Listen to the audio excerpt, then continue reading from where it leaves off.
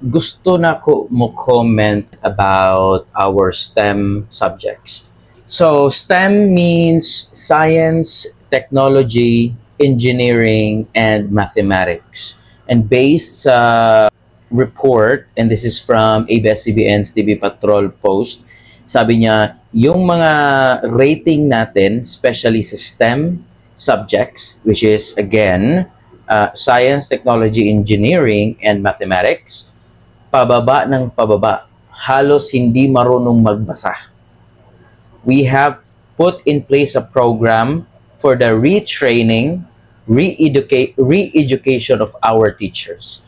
So, medyo na off ako dito sa iyang thought process ba. Like, the reason daw for him, I think that's why he decided to do retraining, re-education of our teachers. It's somehow like he's blaming our teachers for the result of STEM subjects na pababa ng pababa. Well, for me, I don't think we're gonna blame it entirely sa teachers. If you think about it first, especially sa public schools, in some schools, one teacher is teaching roughly 40 to 50 students. So 1:40 or 1:50 ang ratio. So sa ingana pa lang ang sistema, do you really think that all of the students can learn the same way? I don't agree that him saying retraining, re-education for our teachers, I don't think na it's the teacher's fault. Okay?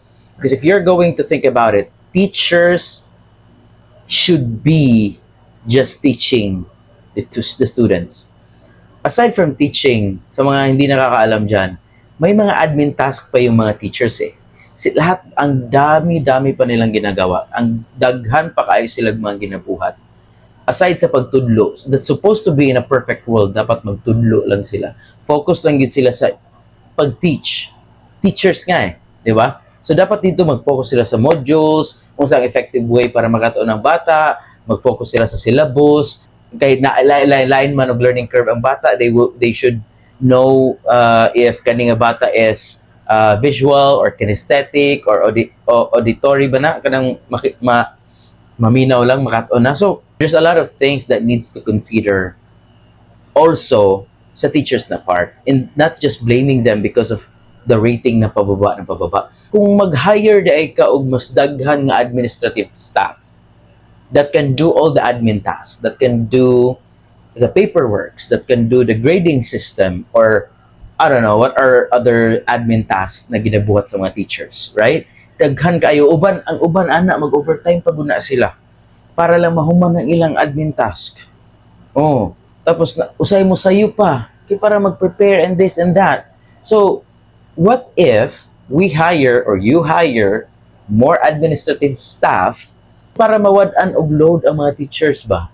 Malesen ang ilahang trabaho and then makafocus sila sa pagtudlo. In that way, mas mafokusan ang bata, mas makasabot siya sa science, technology, engineering, and mathematics. Kasi I think this is like the main top subjects. I don't know. I don't have any idea. Pero if you're basing it doon sa statement niya, he's focusing on STEM. If ana di ay, pababa din na pababa ang atong rating, then we have to do, I heard something, someone from TikTok, she said, I think it's like coaching an agent sa call center. When we coach agents, we do root cause analysis. So ngano nagka-DSAT man siya? DSAT is dissatisfaction. Meaning, nag-survey si customer nga dissatisfied siya sa service nga gihatag ni agent. So, first step yun as a TL or team lead, what we're gonna do is root cause analysis. Asa man jud ang cause nga ni DSAT or nag-negative survey si customer? Is it because of the way you talk? Is it because the way you resolve the issue? Or just simply company policy nga dili gud satisfied si customer, nothing against the agent. Even at that industry, we do root cause analysis. So what if you, Bongbong Marcos, how about you focus on what really is the cause why nagababa instead of blaming it entirely sa teachers. This is something personal to me. It's because my sister is a math teacher. Maybe some of you will say that I'm biased or whatnot, but no, I don't think if a lot of you will agree. Don't blame it entirely to the teachers because daghan kaya sila ginabuhat. Again, I go back to the ratio 1:40, 1:50. Swerte na siguro ang teacher na magka 1:30, right? And dili lang pa jud na ubang teacher nga dili nila na major or dili nila na forte whatsoever, aside from general teachers daw. Gina-pull out pa sila magtudloan ni, di ba?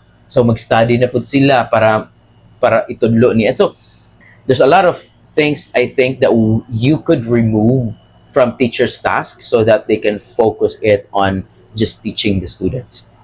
Second is maybe it's the student, right? Maybe ang bata jud mismo ang medyo slow, right? We cannot totally generalize the entire student because naman jud ubang mga bata nga yun ay jud pud og learning curve. And so you should also focus on some programs that could help those students. Don't blame it entirely to the teachers. Consider some students are kind of slow in learning, but of course they're trying to learn. And lastly is the facility. Bong, una apod ang mga environment, especially yun sa public schools. Nakaboto man siguro, I don't know if aircon to imong gibutuhan, pero I don't know when was the last time you went to public schools sa udtong tutok ng alas 12 yun. Siguro gani mga around alas 10 na init na gani kayo. No? The ventilation is worse. Do you think kids can concentrate learning if the ventilation is not even working? The classroom is dirty. The comfort rooms, ang mga CR na lang, ang kayo. Oh, o ganyan mo mga bata, ginapadalaan na mo gagmay nga mga electric fan, extra t-shirt, panyo. Well, that's our responsibility as parents. But we also have to make sure, I think, we have the budget naman unless if you cut some budget on DepEd, which you did. I'm not trying to be political here. I'm just trying to be practical ba. Na if you go to some public schools, luuy kaayo ang mga bata. Sa tinuod lang. Ang mga teachers nagalapel, which is for me okay naman siya, effective naman siya para madungog pud sa mga estudyante. And sometimes manggod, which is normally, ang mga classrooms are not soundproof. So ang mga ginatudlo ni teacher sa PICAS nga nakalapel pod, sa PICAS pod nga nakalapel pod, hala, ana, wala dyan laing choice, kundi try yun po doon kaning catch up ka teacher, di ba? Siguro dungagan og electric fan, tarungon ang facility, or kung kaya naman airconan, itaw nga ana ba? So lisod ba ya kaayo mag-learn og something, especially ana eskwela nga daghan kaayo, ang imong environment perting inita. Ang mga bata ra ba karon mga arte. May sauna kay bahala nagbahok kaming singot, di ba? Bahala naimahaw mig mga ilok kaya pakialam, di ba? Karon ma-distract man gyud ang bata sa baho, sa hugaw, sa kainit, sa kasaba, and then ma-obstruct na ba, mahinder ang ilang tanang learning. Lahi ra gid pud mi sa una, kay kami eskwela jud.